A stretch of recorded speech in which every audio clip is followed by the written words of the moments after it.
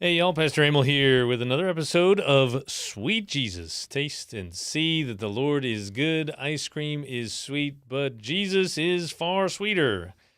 Coming to you live from the Open Arms Podcast Studio. Here I am with Scott. Oh, do we need the... You said Open Arms Podcast Studio. I figured that was worth it. And we got Scott here too. He gets his own round of applause. He's toughing it out. We're more than halfway through Jordan Peterson's book, 12 Rules for Life, An Antidote to Chaos. And we are looking at, again, Rule 7, which pursue what is meaningful. I wrote it down there. Pursue what is meaningful, not what is expedient. And you actually texted me this morning and said, hey, there's a lot of Bible stuff in here. And there are a lot more references maybe than some of the other ones, but there's a lot of other stuff in here too. It is super duper dense. It's like a 40-page chapter. There's a lot of really, really good stuff in here. Although if you hated when we talked about how kids were evil, you will probably hate this one too. Oh no. You know, it's I mean, didn't you get that kind of that perception with this one? Get that sense that this is really drilling down deeper on how human beings, the capacity for evil of human beings is just so great. I mean, isn't that kind of what it's about? Yeah, basically he starts out life stinks. Life stinks. Life is suffering, which interestingly enough is not a universally or not exclusively a Christian idea. That's Buddhism too. Life is suffering. Why do you suffer? Because you have desire. And so what's the solution? Stop having desire for things. Don't want stuff. Easier said than done. But life is suffering. And he does dig into that and explains that and then how human beings have sort of adapted to that reality or responded to that reality. Does that sound kind of right? Yes. And the solution is in some ways, okay, so life is suffering, so I guess we just pursue pleasure, right? Just do what feels good, what you want to do, what's pleasing. Follow your impulses, live for the moment, do what's expedient. That's, again, part of the rule here. Pursue what is meaningful, not what is expedient. And I think that's pretty common today, too. Yes. This is... Life is short. I don't know. What's the saying? Life is short. Do fun things or something. I don't know. There's 1,000. YOLO. You only live once. Oh yeah, YOLO. I mean, so actually, when we were doing John chapter 1 a while back, it was that first chapter. Tim Keller gave this. I tried to share this in the Bible study that we were doing, but this idea that the Word became flesh, the Logos, this idea of Logos is prevalent in Greek culture at the time of the first century. The Greek philosophers of the time were like, hey, there's this Logos out there, and Logos is more than just word. It's like concept, idea, the secret or the key to unlocking the secrets of the universe. And right around the first century, people basically said, you know what, we've been looking for this key to unlocking the secret of the universe, the Logos, for a long time. And you know what? There isn't one. We can't figure it out. Doesn't make sense. We don't know. It's 42. 42. Yeah. Hitchhiker's Guide to the Galaxy. So there isn't one. So what do? Well, two responses basically in the Greek philosophical world of the day. One is, okay, so there isn't one. you may as well enjoy life as much as you possibly can. And I think those were the Epicureans. Enjoy it, because otherwise you will just hate yourself and every moment of this life, and it's just too difficult to even bear the thought that everything is meaningless. And then the Stoics were sort of like, you know what? Yeah, there isn't one, but act like there is. And so stiff upper lip, face life. It's tough, but do the right thing. The right thing, even though there isn't really a logos. And that's kind of what I think he's getting at. That wasn't really I don't know if it was the first time, but it's not the only time that people have said, hey, you know what? Life sucks. You may as well enjoy it. And people say that a lot these days. Yes. Even if they don't say it, they act like it, So, I don't know. What else? Anything else on that? Well, other than, I guess it leads to a very nihilistic, because he talked about a particular example of someone who can't, once you come to that realization, it's like, oh, who was it? Was it Socrates? He does go into, Yeah, basically. And he was accused of some crime, and at least when he died willingly, he died speaking the truth. And he went on to about the kind of the angle that I was going with, though, was that Dr. Peterson was saying that he could have died, he could have fought it out or resisted and lived a long life and, died in a decrepit manner. It was very depressing. Yeah. So Socrates almost did better because he spoke. He got himself out of it. He got it. Well, yeah. He's like, well, not out of the crime, but he's got himself out of this miserable piece of garbage world. Right. Right. But at least he was speaking the truth. So. And it's funny, I had this conversation with somebody recently. Somebody's in law enforcement, and they're trying to explain to me basically that most people don't get law enforcement people.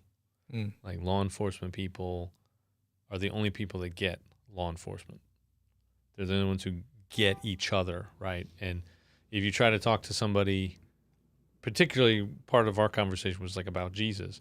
If you try and talk to somebody that's in law enforcement about Jesus, but you're not in law enforcement, you're not going to make a whole lot of sense to them. You're not going to have the leverage, maybe not leverage, but influence or respect, you just don't have that kind of,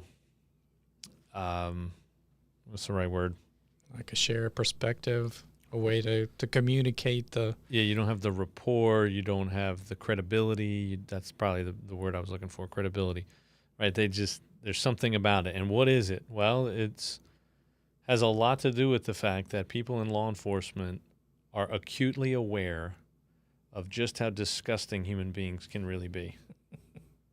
And so because of that, they don't trust people, and they don't believe a lot of the stuff that we believe about life being basically good.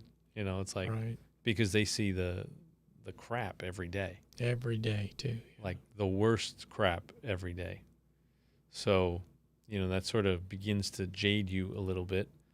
Now, this particular conversation, they made the case that, well, yeah, but Jesus, and so now Jesus, he doesn't make me like warm and fuzzy, and again, why law enforcement gets law enforcement. So like you and I, we might be like, oh, you're a Christian? Why are you such a jerk? Like, well, because I'm a law enforcement, because he's got this edge because of his experience of just all the evil in the world. But he says now with Jesus, it's, he can actually see the good when it's there instead of just dismissing it. So it's not only evil. It's not only bad. There is good. And he can accept that now and appreciate that in a way that he couldn't before. And that is all because of Jesus. But doesn't change the perspective. Like Peter says, life sort of sucks. every man for himself. He talks about this idea of being exiled from paradise, and moving from that idea into what he begins to talk about as sacrifice. And that, I think, actually takes sort of the bulk of the chapter, or at least the first half or more, right? Right. Yeah. His, I guess, his explanation of the garden was everything was, going pretty well. And, as people did the wrong thing, and their consciousness was awakened. Mm. So, and that kind of led human nature, or the human condition down this road that we've been on. We're aware of more than what they were aware of initially. In other words, they weren't just satisfied with they weren't satisfied with the good life, I guess. I don't know. Yeah. It's hard to imagine. It's pretty crazy. Yeah. But I'm sure, yeah. I mean, it makes sense that we're not satisfied because everything sucks, Well, not everything, but, yeah. Yeah, and it starts this movement towards sacrifice. In the beginning of the Bible, Genesis chapter 3, like there's this instinctual move after the fall into sin where sacrifice is required. Right? Like, Cain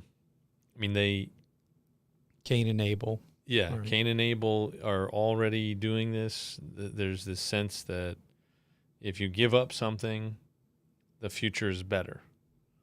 I think that's kind of the key that connects it to his, dismal assessment of life.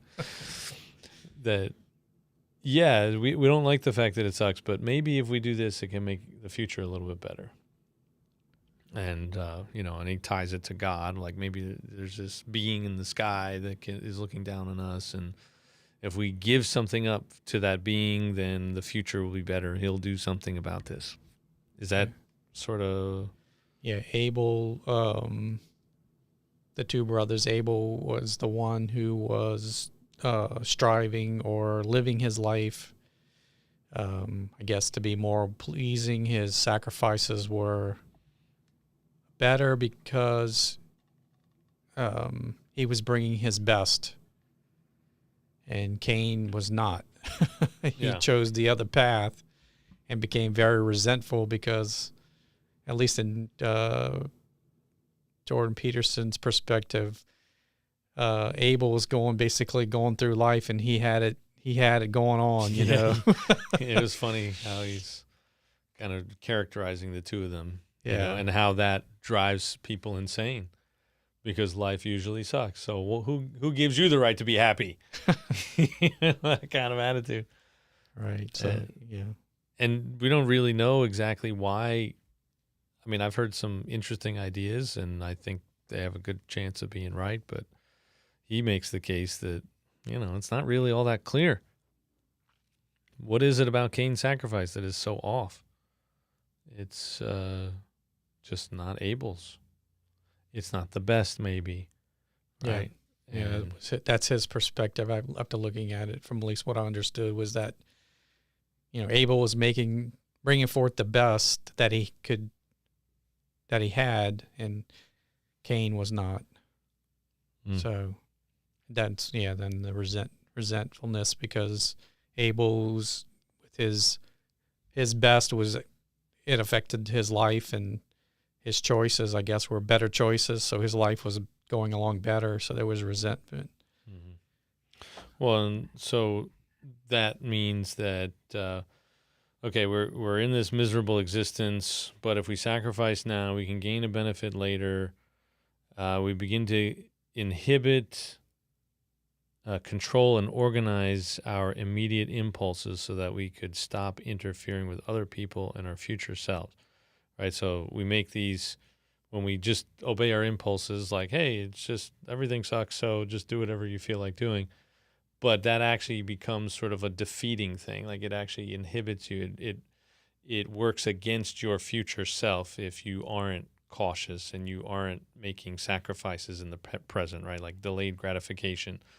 If you never choose to set aside anything for the future financially, I don't think this comes up early on, but he kind of references it later as one of many things. If you don't make that sacrifice, then your future self is sort of going to be ticked off at your previous self, right? So you got to be nice to your future self. So he's saying we begin to inhibit, control, and organize our immediate impulses so that we can stop interfering with other people and our future selves. He actually says this is indistinguishable from organizing society. It is ultimately what leads to the social contract, that everything about our existence is based on this idea that we make a sacrifice, we delay gratification, we postpone satisfying our impulses, and that is everything that we do. Like everything that makes society work as we know it.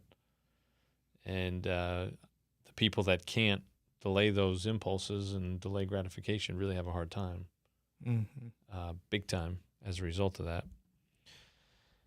And then understanding that this is acted out before it can be articulated. So before we really understand this, people are already kind of doing this. Kind of later on, he goes into this thing with the woolly mammoth, like just, hey, look at all that meat. Can't possibly eat it all now. I mean, you could try, but why not save some for later? Why not share it with people, and you're creating a better future for yourself.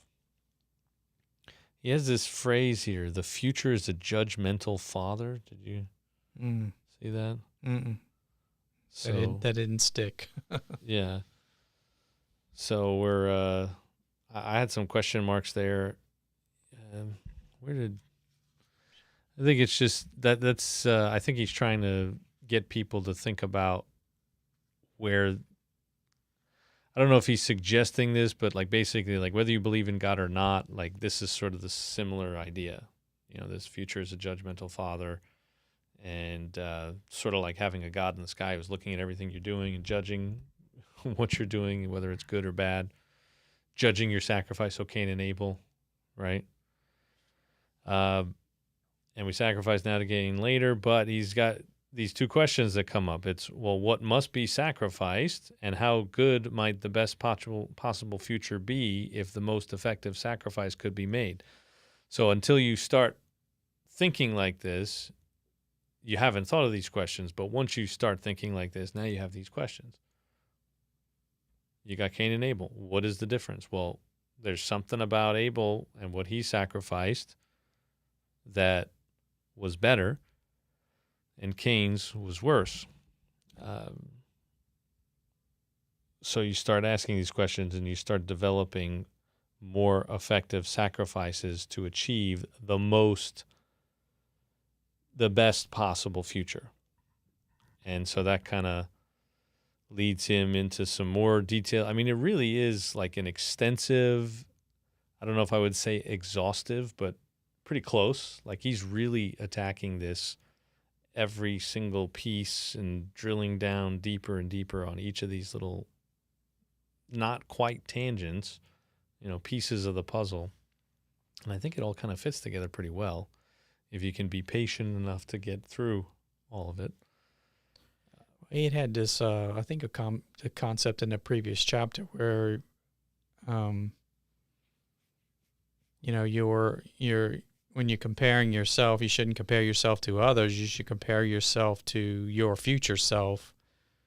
So this, in a way, ties that into that too, because the sacrifice you make today will benefit your future self. Mm-hmm. So. Yeah. Don't compare yourself with who someone else is today, but with who you were yesterday. Right. That was one of the other, right? Now, when it comes to sacrifice, if you're making a sacrifice, if you're delaying gratification, it's only really useful when the world is somewhat stable to guarantee the existence of the delayed reward.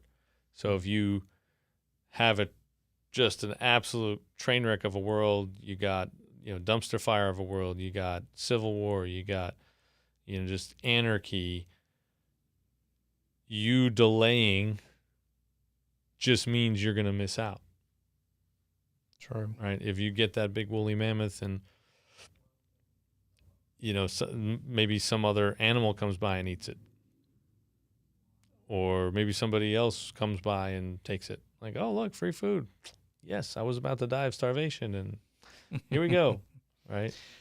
Well, when I read that part about the woolly mammoth, it made me think, okay, so you have all the supply, and like you said, you want to save it for your future, but you can also, by offering it as a sacrifice for others, you can build a community, right? So you say, well, I got this, I'm willing to share with you, and then you build some trust. And then when you need something, they'll have something to help you with. And then you get, you're building a community like that. That was the concept that I got from that. You can save it, you can share it, and maybe others will share with you later, and maybe they will trust you, and maybe they will trade with you. And then this is where you get the emergence of the social contract. That's kind of what he was getting at, right? When you see mammoth, you don't just see mammoth. Now you see future mammoth, and you see a personal reputation, and you see essentially civilization, like trade, ongoing trade. So investing in others, will be like an investment in yourself. Mm-hmm. Yeah. And I think we do. People operate like this more than we realize. I don't think you have to be a Christian necessarily to operate like this. In fact, sometimes people that aren't Christian are better at it. I'm not saying that gets them into heaven or something, but it, maybe we can learn something from them. Yeah. What's the made me think of the verse about be wise like wise as serpents and innocent as doves. Yeah. Quoted in The Chosen in the last episode. Yeah, was it? Okay. Judas, he was the one who mentioned it. So good on you, modeling Judas. He's like, hey, you. I wasn't actually trying to insinuate Judas, but he comes in this last episode that we saw. He comes up with this plan that he wants to make the ministry more self-sustaining and funded and all this kind of stuff. And he goes to Jesus. Somebody tells him. He tells the disciples about the idea. They all kind of like, "What, are you crazy? That's stupid." And then he finally has somebody come talk to him like more gently about it. And he says, "Well, what should I do?" It's like, "Well, you should go to Jesus. Ask Jesus. He's the boss, right? I mean, ask him." And he goes to Jesus and he says, you told us to be wise you told us to be innocent as doves, but you also told us to be wise as serpents. So here's what I'm thinking, And and he just tells him to listen carefully to the sermon tomorrow. Oh, if your pastor tells you that, ouch, that's going to be bad. But yes, be wise as serpents, innocent as doves. Yes, that's true. Well, it made me think of that when you said that non-Christians may do a better job of that sometimes, Yeah, well, I found this interesting.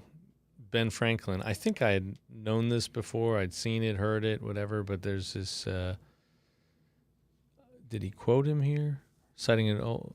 Benjamin Franklin once suggested that a newcomer to a neighborhood ask a new neighbor to do him or her a favor, citing an old maxim. He that has once done you a kindness will be more ready to do you another than he whom you yourself have obliged. So if you do something for someone else, they are less likely to do something for you. But if you let them do something for you, they are more likely to do something for you. And there is some science out there, social science, about how people operate. And yeah, that's true. And it's something like, if somebody does something nice for you, they are instantly justifying why they did it. Like, oh, well, they're just such a good person. They're really, really pretty special people. And then the more you do for them, the more you're saying to yourself, oh, yeah, it's so great. I'm just happy to help. I mean, I'm sure there's a limit to this, right? I'm sure it gets out of hand quickly if you're taking advantage of it. But Yeah. that is what's going on. It's something to keep in mind. If you're in a new neighborhood, ask somebody for help, which is ironically the one thing nobody wants to do. No, Not in America. It's very counterintuitive for sure. Yeah. You got to let people do for you. The way, this is sort of a tangent, but the way I try to explain that to people from a biblical perspective is, I think it's Acts chapter 20, verse 35. It says, it is more blessed to give than receive, as our Lord Jesus has said. So it's more blessed to give. So if you let somebody give to you, you are allowing them to be more blessed. And so to let them have the greater blessing, lay down your pride, humble yourself, and just receive something good that they want to give and let them have that blessing. So I think there is something to that. But you are actually doing a tremendous amount to build a strong relationship, a strong connection with people. So don't underestimate it. Don't underestimate it. Yeah, he went down the road of Cain and some of the descendants of Cain, and then right before, I don't know where I'm going with this, but right before one of his descendants, was it Tubal-Cain, came up with these different weapons. And he says, and then the next thing that followed that was Noah. In other words, things were going off the rails big time. Well, I think that did you ever see that the Russell Crowe adaptation of Noah?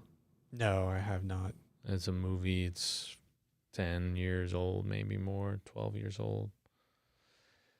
It's kind of weird. There's definitely some weird stuff. But I do think that the main antagonist is, I think it's this Tubal-Cain character.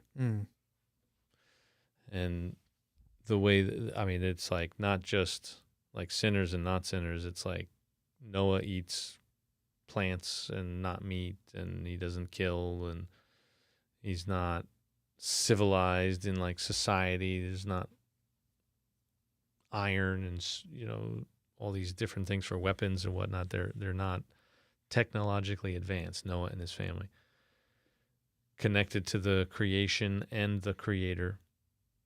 And this guy Tubal-Cain and all his descendants and families, they're like descendants of Cain, and they just kill people, they kill animals, they eat, they destroy the land. They, very much a environmental emphasis on it. But I do think that he was supposed to be Tubal-Cain, if I remember. Okay. So yeah, bad guy.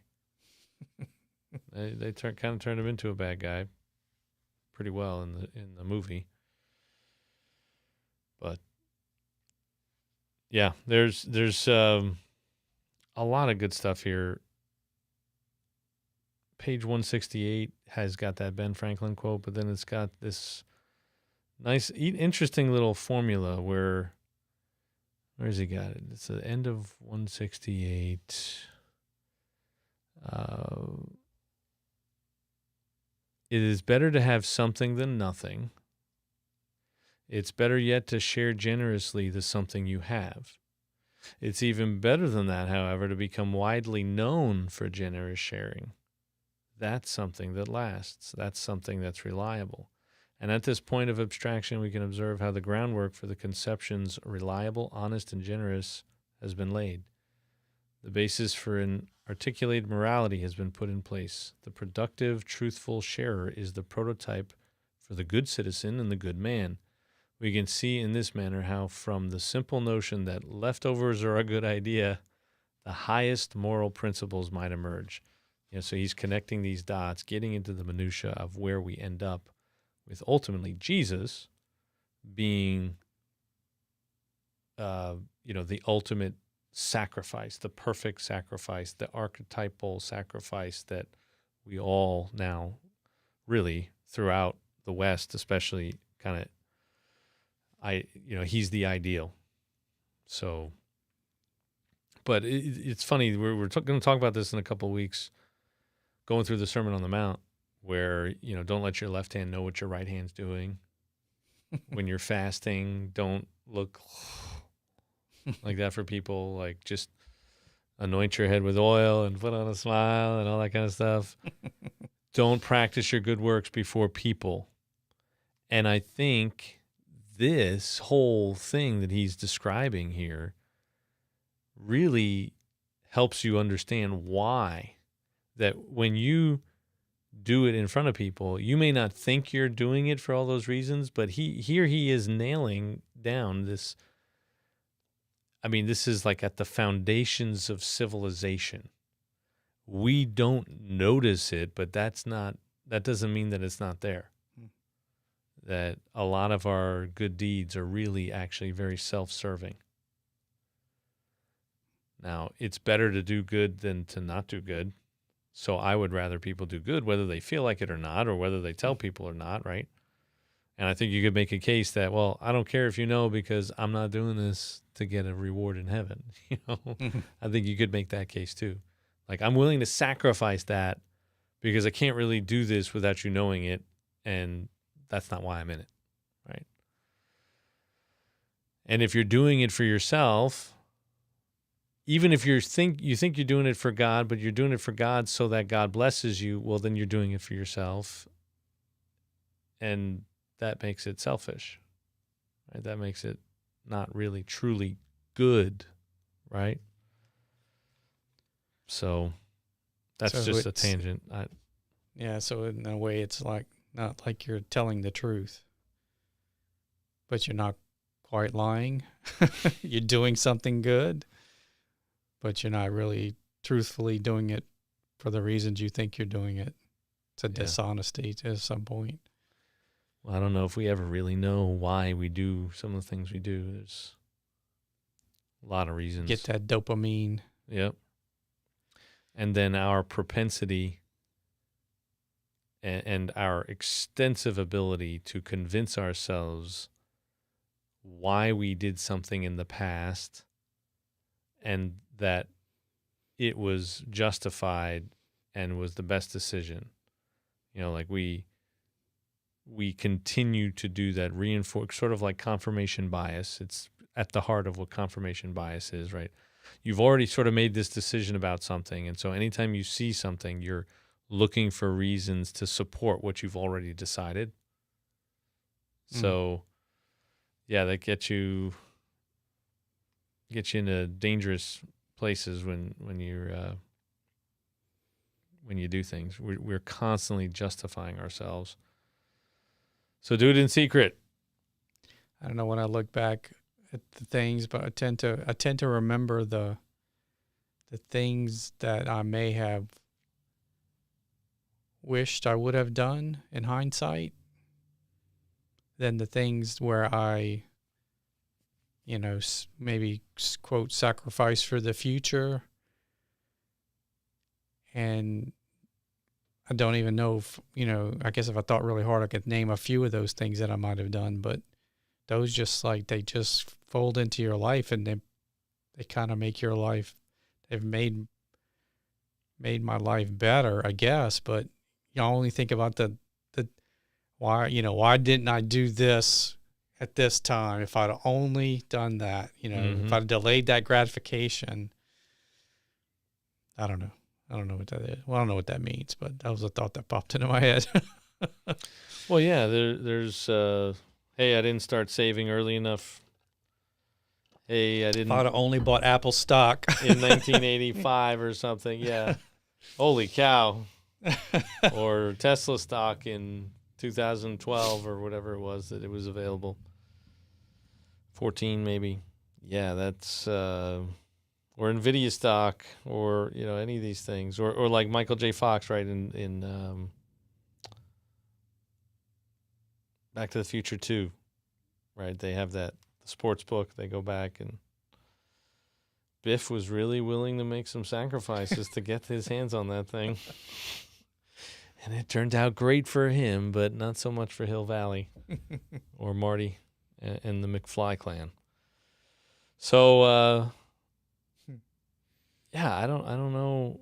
I think you're right, though, that there's a lot of sacrifices we make that we don't even really,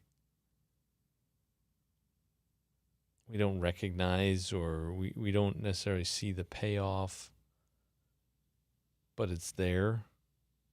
Is that kind of what you're saying? Yeah. Like it's there, but Can't necessarily go back and put your finger on one particular thing, maybe, or Yeah. a lot of small things maybe that you've sacrificed along the way that most likely have added up over time to put you in a better, better place. doing the right thing instead of the wrong thing, how does it, what's meaningful, not what is expedient. Right. Right. And so that's how this whole idea of sacrifice is. It's like you're doing something that will have an impact later. It's not the most, it's not the most enjoyable thing to do right now. So, you work out. Why do you work out? Not because it feels good. Sometimes, like you get to a point where it could, oh yeah, Right. feel the burn, and oh yeah, I feel good. Like I got a good workout in, but it doesn't always feel good. Right. And so, but you're putting When you're yourself sore through the that. next day. Yeah, which I'm sore. That's only because I did Didn't work. what was expedient instead of what was meaningful for a long period, and therefore, then when I went to do it, now it's, it's more painful. A lot of things kind of got in the way and made it this long period of time. Same thing with the diet, right? I'm not going to have ice cream 7 nights a week. That would be expedient. I'm not going to have a bottle of wine a night, maybe a glass, something like that. But you delay. Or I'm not going to buy Starbucks every morning. Right. I'm going to make my own coffee, and maybe I get Starbucks on Friday, or I get it on Saturday morning or Sunday morning on my way to church, or I get it once.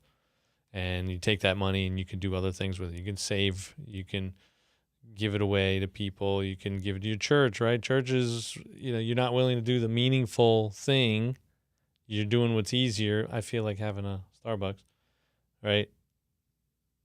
It's hurting not only you, but everything else, right? Well, we're not all sort of chipping in and making those sacrifices.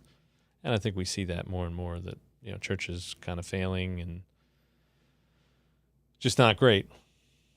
Not just churches, lots of organizations that used to be kind of the bedrock of society are just, they just don't have the support that they used to have.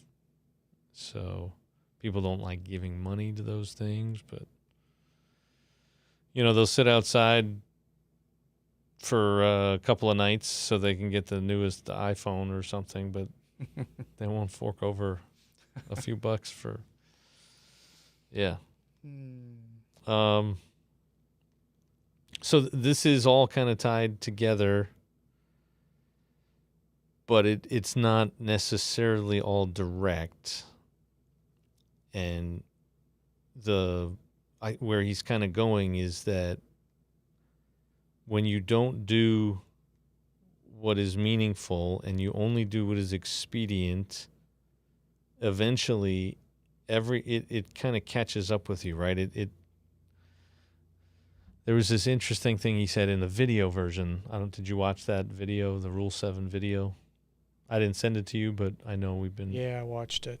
It was Okay. depressing. It was very depressing, yeah. And he said, I think I got this quote down right, but the way that there stops being Nazis is for you to know that the Nazis were you, and for you to decide not to do that again.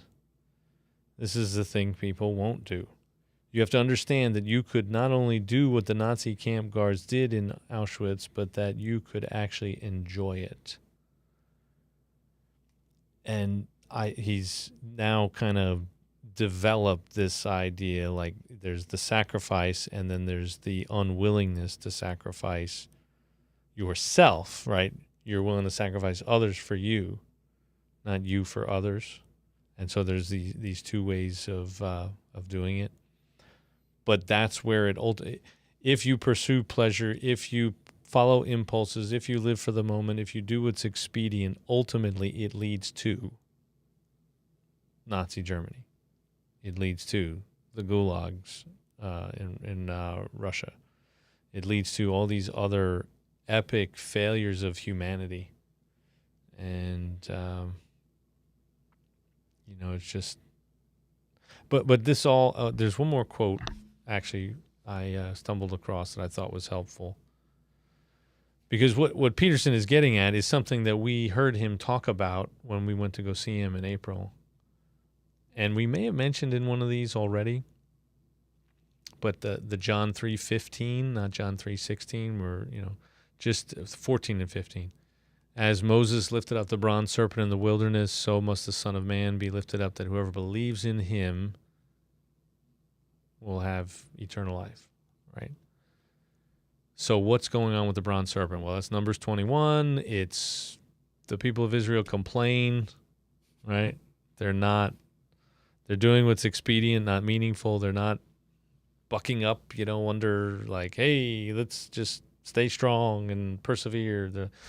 Oh God, why did you? So let's just go back to Egypt. It would be easier. Everything's there. Yeah, why did you let us come out here to die? Yeah. All that. And then God sends these serpents. And they're going around biting people and they're dying. And they cry out to God, God, why are you doing this to us? Please help us. And he says, okay, Moses, craft a bronze serpent and put it up on a pole. And then anyone who looks at it will live. So the serpents are the punishment. It's like, here's what you did. Mm-hmm. Here's what you're capable of. If you will look at it, you can be saved. If you can own it, right? Own the fact that this is what you did, you will get healing. You'll get relief. And so, okay, fast forward to John 3:14, 15. And you get Jesus basically saying, hey, I'm the bronze serpent. I'm going to be lifted up like the bronze serpent. Anyone who believes, which in the Gospel of John, believing and seeing are intimately connected. So anyone who believes in him, believes in me, right? You got to look at Jesus on the cross, lifted up on this throne of his, this throne of sacrifice and suffering, and go, ugh. This is what he said about the Nazi thing, right? I did that. Did I do that? Yeah, you did. You did. You did that. And that's what you deserve. That's what God thinks of your sin. That's where it ultimately leads.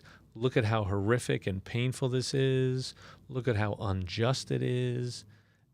That's you. And yes, you did that. And that is the key to life. That is the key to a life of meaning. That is the key to growth. That is the key to not being as awful as you once were. And then there's this quote on page 180 of Carl Jung. He quotes him here. No tree can grow to heaven unless its roots reach down to hell. Such a statement should give everyone who encounters it pause. There was no possibility for movement upward in that great psychiatrist's deeply considered opinion without a corresponding move down. It is for this reason that enlightenment is so rare. Who is willing to do that? Do you really want to meet who's in charge at the very bottom of the most wicked thoughts? I mean, it's G.K. Chesterton. Have I shared this? Maybe I have. I don't know. He's an English-British writer from the late 19th, early 20th century, I think. There's this newspaper that's asking people to I feel like I said this recently. Yeah, I think, yeah. Maybe not in one of ours. Maybe it was the one I was doing to try and cover up the whole kids are evil thing and explain it and all that. So, no, they're sending out to requests for the smart, scholarly, interesting people to submit an answer to the question, what's wrong with the world? And all these different people write all these different eloquent answers with lengthy, in-depth explanations, and G.K. Chesterton just responds with 2 words, I am. Right? What's wrong with the world? I am. And until we can say that, we remain a bigger part of the problem than we need to be. This is what's really, I think, wrong with politics, is that we got so many people right now that just can't see how their side is wrong, or what's wrong with, or what's right about the other side, right? Or why the other side really exists. Like, these are reasonable people. These are people just like you. And we talk about them like they're the most wicked, disgusting people on the face of the earth. So, Yeah, I guess the thought that came to mind when you were saying that was I witnessed or participated with a full room of people that I think came to that conclusion at one time, at one moment, and that was when we went and watched The Passion of the Christ, because it was dead silent in that room. Yeah. I think most everybody, well, did they all get that it was them? Hopefully. Or us, it was us, all of us in the room, or whatever, however you want to say that. But they can definitely, see that he made a sacrifice, Yeah, So, big time. yeah. But it's really the Passion of the Christ. I had a hard time just looking at it, just the blood and the gore.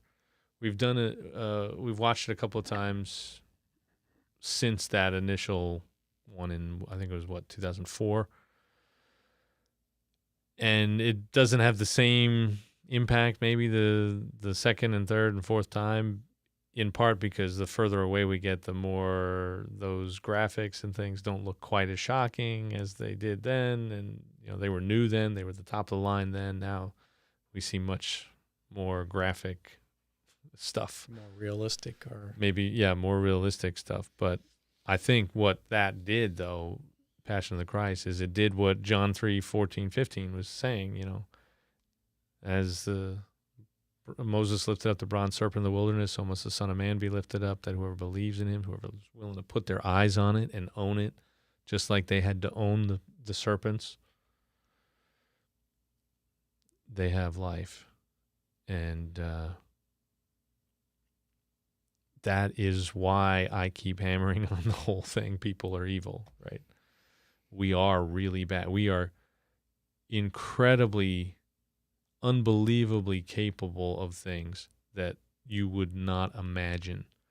And in that video that we watched on, I think if you just type in Jordan Peterson Rule 7, there's a series of things, or Rule 5 or 6. There's kind of like he's up on a stage with sort of a reddish, pinkish background curtain sort of thing. And it's little snippets of some speech he gave somewhere, talking about all of this. And they're pretty good summaries, 5, 6, 7, 8-minute summaries of each of the rules. Clearly much better than we're doing, more succinct, right? Right. But he talked about how he had this client, as a psychiatrist, he's meeting with this person, and they have this naive view of humanity that somehow this person's parents taught them that adults were just angels. They were just unbelievable angels. And now this client of his is dealing with a world that's really not like that. It's terrible. And I think he even mentions in here about a woman that was having these physical manifestations of anxiety and stress and whatever, fear, because of someone who is abusing her, right? And that fear, right? Like there is somebody and they're way worse than I thought they were or that I thought people could possibly be. Mm. And World War II Germany epitomizes this idea because there were people. I actually had this. Who did I have this conversation with recently? Maybe one of my kids talking about World War II. Yeah, one of my kids got a book from the Andrews Book Sack over here, West Hall, like a kid book explaining.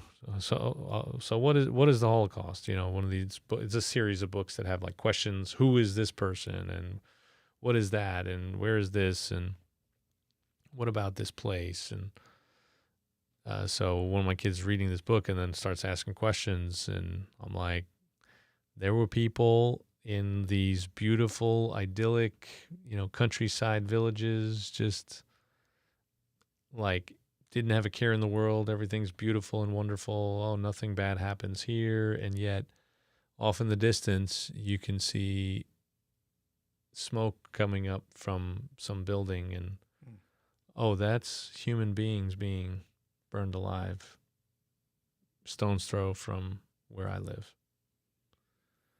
And our capacity to refuse to sacrifice anything, even when it could mean something significant for someone else, right? So there were people that cared more about their stability and keeping things as they were and this idealized view of it. They were more concerned with that than they were concerned about the fact that an enormous number of people were being killed just right down the street. Yeah, I read that Bonhoeffer book recently, or what is it? There's another way to pronounce it. Bonhoeffer maybe is the more Dietrich Bonhoeffer, the official German way to say it. Anyway, yeah. Sorry, go ahead. No, that's right. Most people say Bonhoeffer. But you listen, reading that, it was surprising to me.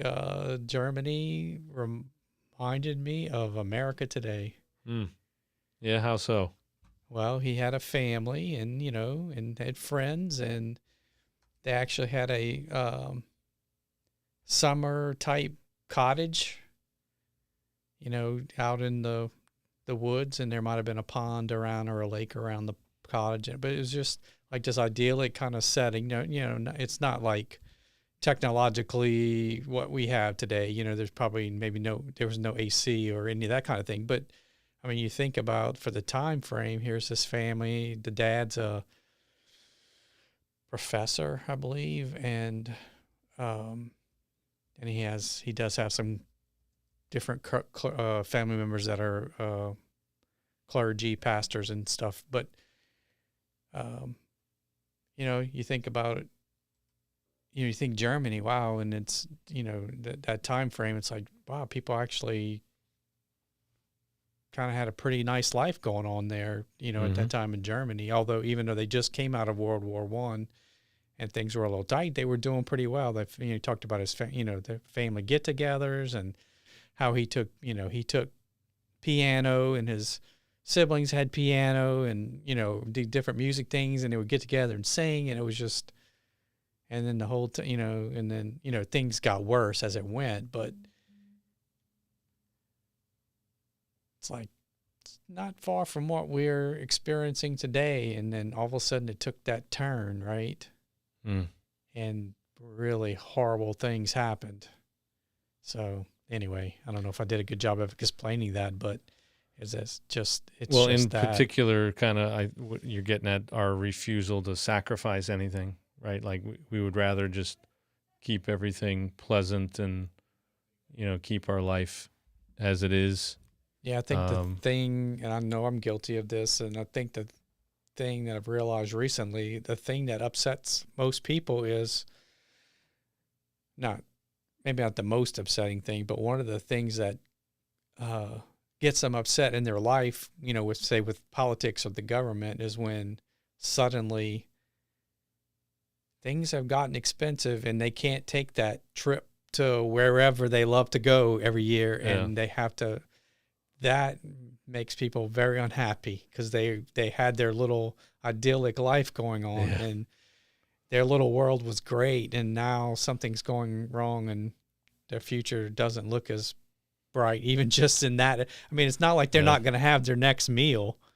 You know, it's not even that. Well, You know what I'm saying? But I think people are genuinely concerned that that is a possibility. right. Maybe not their next meal, but it is going to have to change what they can buy, what they can eat, how much.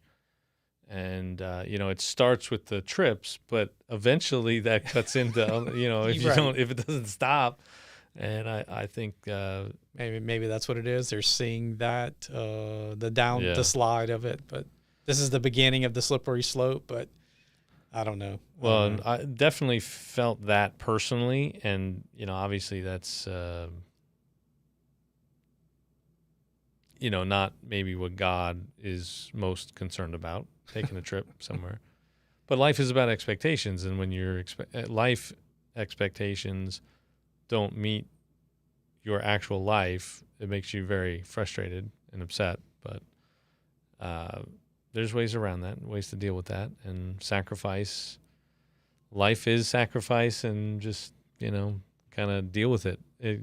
You just gotta get over it eventually. Yeah. Be thankful for what you do have, and I was just, to me, it was reading that, it was just like almost a parallel, at that time in Germany, because he could travel. He was traveling all over the world. He came to the U.S. a few times. Gosh, I can't even remember all the places he goes. He had talked about all these trips that he had planned. His grandmother wanted him to go to this place to experience something. And it's like, well, and man, sweet. You Yeah. were doing it, and then. well, and he came here, and could have stayed and avoided death, Mhm. but he eventually. Yeah, he did Went back. make some sacrifices. Yeah, he Yeah. did, I feel like there was a period there where things were just different. Things have gotten more expensive. There is a growing divide. I know Peterson's got this, the Pareto distribution stuff that, there's always going to be wealthy people. There's always going to be outliers. There's always going to be these uber successful people. But I do feel like, and I've had conversations with other folks that have lived through some of those eras that, it's just not the same today. You can't get by on the same amount, but right. that's not really, we're not here to talk economics exactly, but the tangential point was people will do a lot and overlook a lot to preserve what they want and have. Mhm. And so, that's sort of what happened in World War II. In fact, there's this woman named Hannah Arendt. This is from a long time ago. Adolf Eichmann was on trial in Jerusalem. This is part of, the aftermath of World War II, looking for the people that were the leaders of all the really bad stuff, and calling them to account, essentially holding them accountable, bringing them to justice. And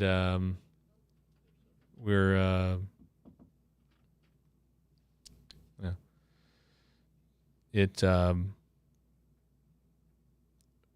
was shocking to her just how the banality of evil, the just like, it's not the big scary horned devil. It's like your next door neighbor Bob, who keeps his grass mowed, and he always takes out his garbage and helps you with, he's the guy on trial for murdering 6 million Jews. Like, that was the thing that really freaked people out. That was the thing that really messed with people.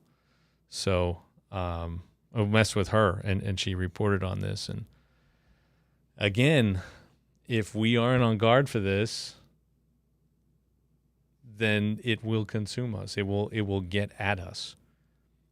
And I think we are in danger, like you said, now, because we do have a lot.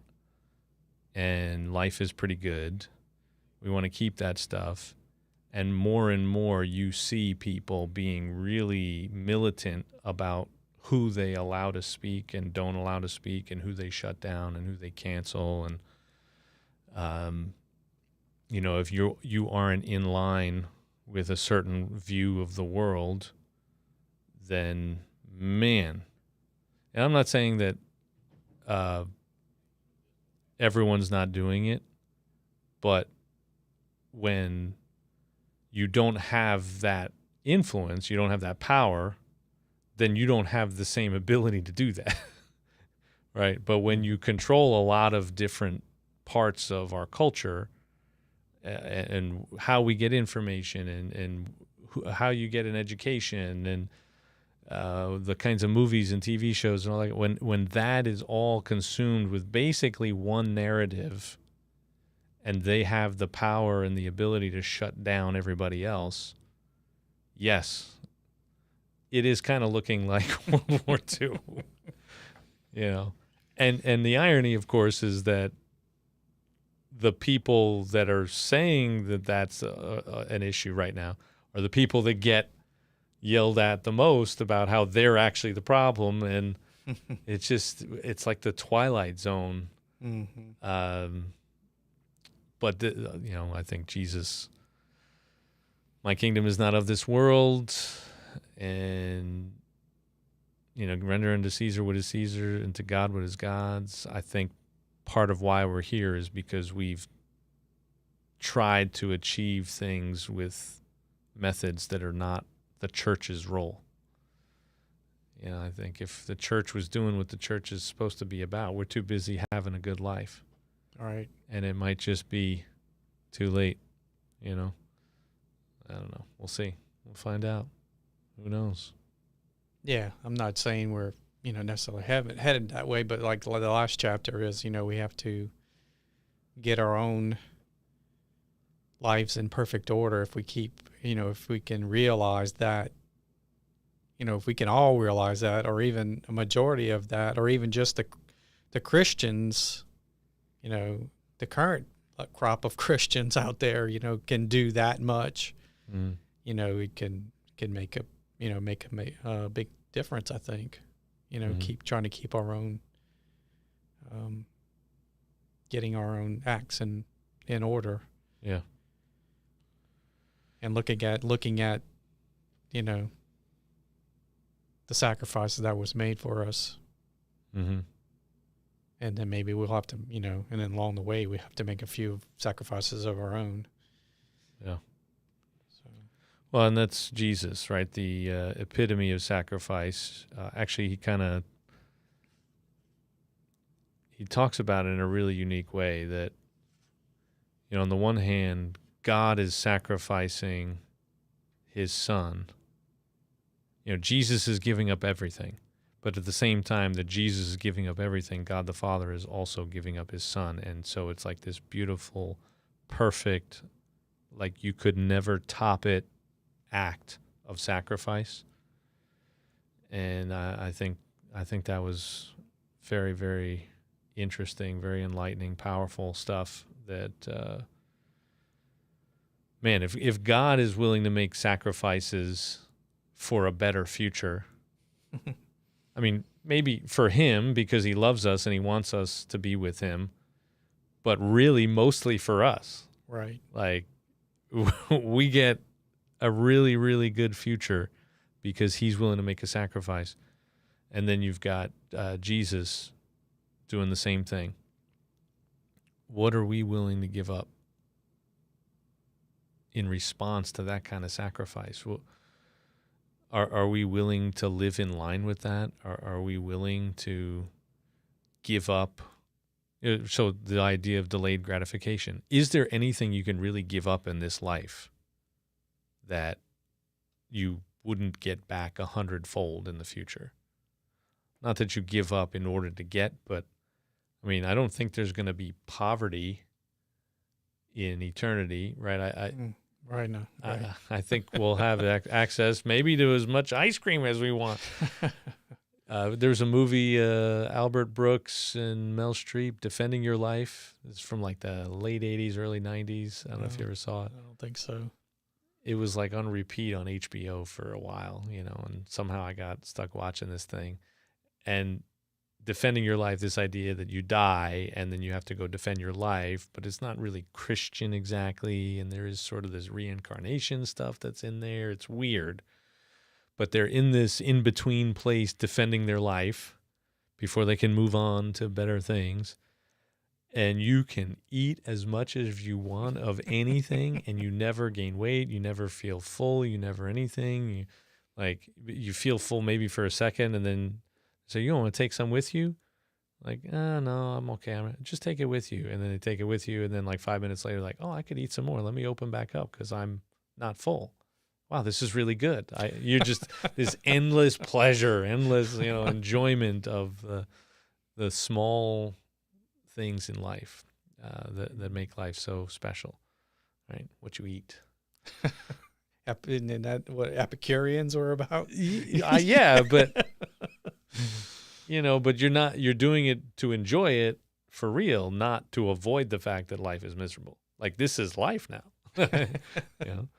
So anything we give up, it's not like it's not going to come back to us in an infinite abundance, right? But that's the key. That's the hard part, though, right? That's the tricky part.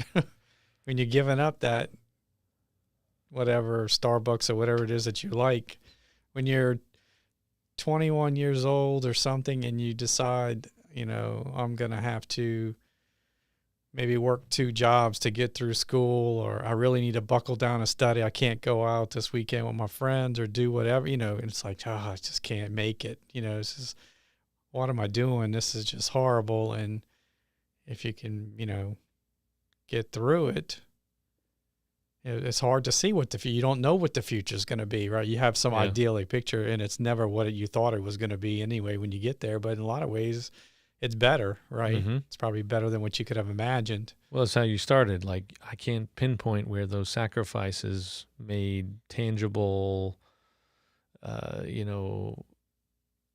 obvious, measurable sort of impacts on my life. But I think it's been good, from where I was to where I am. Mm-hmm. And I think that's probably true for most of us if we're willing to make any sacrifices. Yeah.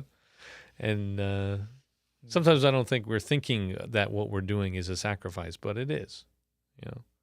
Getting up at a certain time, studying. Ideally, you're making sacrifices for things that you really love and enjoy, so it's not like a sacrifice. But sometimes you got to do some stuff you don't want to do. But. Well, you think we beat this thing to death yet? I mean, I think so. We covered most of it. I mean, there's a lot more in the chapter. He does compare Jesus being tempted in the desert to. Yes, yeah. It's, almost the opposite of what Cain was doing, kind of a mirror image showing how, Jesus turned down the. Yeah, there's a quote here I actually had highlighted. It means that Christ is forever. I didn't say that quite helpfully enough. It means that Christ is forever he who determines to take personal responsibility for the full depth of human depravity. So he who is this person who takes on the complete responsibility for human depravity. It means that Christ is eternally he who is willing to confront and deeply consider and risk the temptations posed by the most malevolent elements of human nature. It means that Christ is always he who is willing to confront evil consciously, fully, and voluntarily in the form that dwelt simultaneously within him and in the world. This is nothing merely abstract, although it is abstract. Nothing to be brushed over. It's no merely intellectual matter. And then he goes into this thing. Soldiers who develop post-traumatic stress disorder frequently develop it not because of something they saw, but because of something they did. Back to, hey, we are capable of some really, and life puts us in these situations. If you're in law enforcement, if you're in the military, you're forced to face the worst of the world.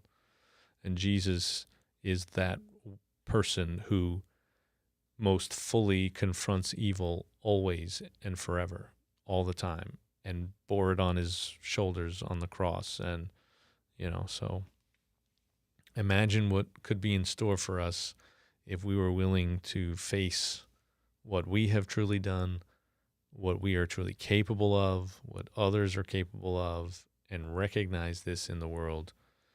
Because what's wrong with the world? I am. I think you about wrapped it up. About wrapped it up. All right. So time to go, y'all.